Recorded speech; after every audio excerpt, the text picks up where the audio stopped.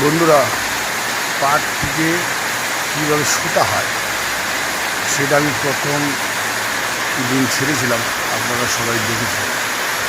কিন্তু ওই পাটটা যখন দেওয়া হয়, ওই যেমন আপনার ধান করলে ধান যেমন ধান করে ওইভাবে পাট দিয়ে পাট দিলে পরে এরকম লাইন মতো আসার পরে কিন্তু দ্বিতীয় ধাপ, ওই দ্বিতীয় ধাপে আপনার ওই মানে সুতা ওই কাপড়ের মতো টুকরো টুকরো টুকরো হয়ে উপর দিকে ওঠার পরে এই ধাপটা হলো দ্বিতীয় ধাপ। এই দ্বিতীয় ধাপ কমপ্লিট হয় যখন হয়ে যাওয়ার পরে আস্তে আস্তে আস্তে আস্তে আবার অন্য মেশিনে চলে যায়।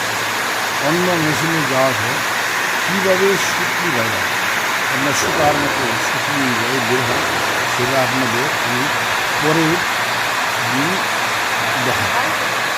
বিরাট বড় কারখানা, এটা পাট থেকে সুতা হয়, সুতা হওয়ার পর চট হয়, ওই চট সারা ভারতবর্ষে ছড়িয়ে।